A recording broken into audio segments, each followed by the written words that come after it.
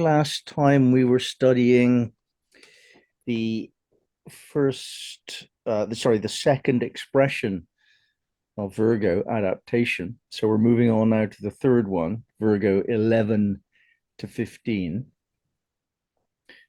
And first I'll read an overview. There is an important turning point on the seeker's journey. It is the realization of the technique by which we create outcomes. At first in concept and then in practice, we then understand the game and its rules. So therefore, the best strategy for us. We come to stand out amongst the confused and bothered, and at times are claimed as their guide or leader. The tokens of respect, recognition, and appreciation help us reorientate to inhabit the role of a spiritual aristocrat. So the energy of Virgo is becoming clearly a little bit different from what we've learned before. We're looking at the detail in terms of each Sabian symbol and the batches of those Sabian symbols, groups of 5.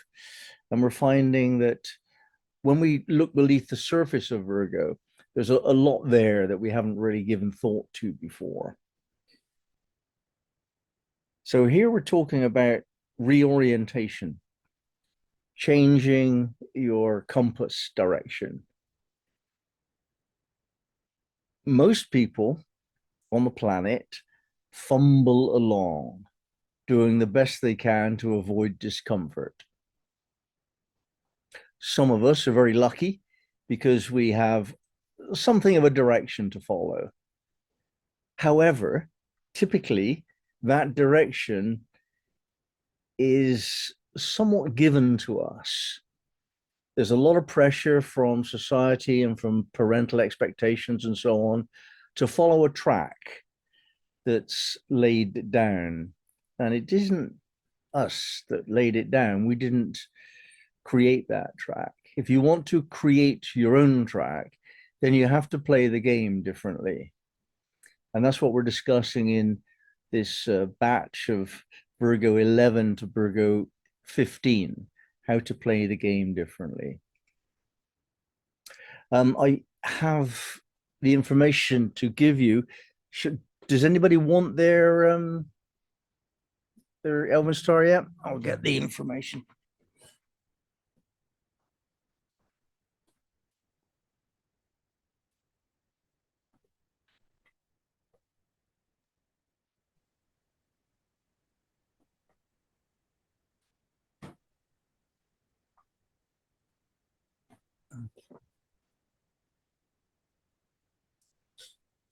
Okay, so Michelle has Venus 3 in Virgo 12. Venus, 3rd position in Virgo 12. Somebody else? Oliver. In Virgo 14, you have the South Node, the 4th position. And in Virgo 15, you have the 3rd position of your Trinity point. Angela has the 6th position of Jupiter in Virgo 13 and the 6th position of Mars in Virgo 14. Ursula has the 7th position of Uranus in Virgo 14. Santiago has the 12th degree of Virgo as his Mercury position. I have nothing. Dabney has the Trinity point, the 3rd position of your Trinity point, Virgo 11. You might not have known that, Dabney. No. And the 5th point of your ascendant is Virgo 15. Loic has the 2nd point of his sun at Virgo 14 and Chiron 6 at Virgo 13. Everybody happy? All right.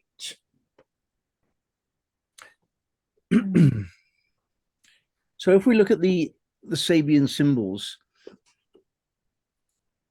seeing the truth of parental projections upon us, Virgo 11, a boy molded in his mother's aspiration for him. Now, the feature here is creative visualization. The process by which we call up the circumstances of our life is imagination. We have to learn that all we are and all that we have is the reflection in form of what we have ardently and consistently imagined. Then we have the greater task to ensure that we only imagine good outcomes. In effect, this is the engineering of prayer, and in time, prayers are answered. So we get straight to the point, creating our reality out of our imagination. There it is. If you know that, you've got all the wisdom you need in life, really. A little bit of common sense and intuition, you can make the rest up. But this one is so counterintuitive, and we have been trained so fundamentally conditioned against this that we really do need to get it. And this is the article of faith that needs to be underlined. It's mine.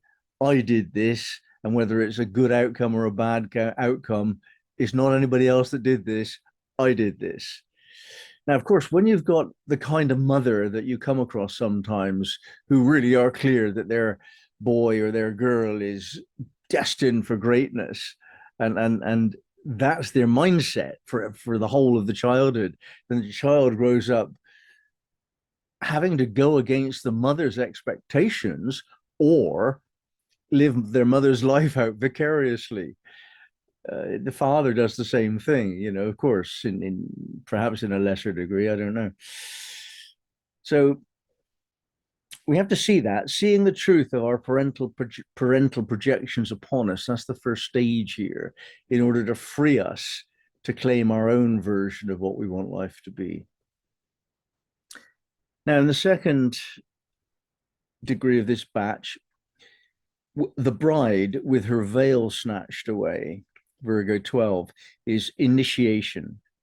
Having trained the mind to be ever optimistic and expectant, the power is achieved to unveil what is hidden. Knowledge itself is revealed to the one whose mind is clear and whose eyes are sharp. Yet the seeker may well need to follow a well-trod path of guidance before being capable of meaningful self-determination. So the bride in traditions long gone was innocent, and she had her veil snatched away, and her face could be seen, and her beauty recognized, and sex occurred. You know, that was the image that was appropriate in 1925 when this image was put forward. So the initiation is what you have been holding as the most sacred thing that you can do or have done to you. Then it happens. Now, in many cases in our group, that might be to do with finally deciding that this particular teacher or this particular spiritual path or this particular book of wisdom is actually as good as it gets. You know, there's this fairy story almost in Irish folklore where they say that a man choosing a wife is just a bit like going for a walk in the forest, and you have to pick up the straightest stick you can find through your walk. But once you've picked it up, you can't put it back down. So at the beginning of the walk, you're very, very discriminating about what is straight and what isn't. But as you get towards the end of the walk, you're more and more compromising, more and more willing to see the straightness in every crooked branch, you know. So at some point, we have to take the plunge. If we're to move from generally widening our horizons to know what's out there.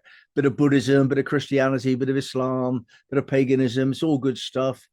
Learning the I Ching and the Futhark and all of that stuff. We've all dabbled.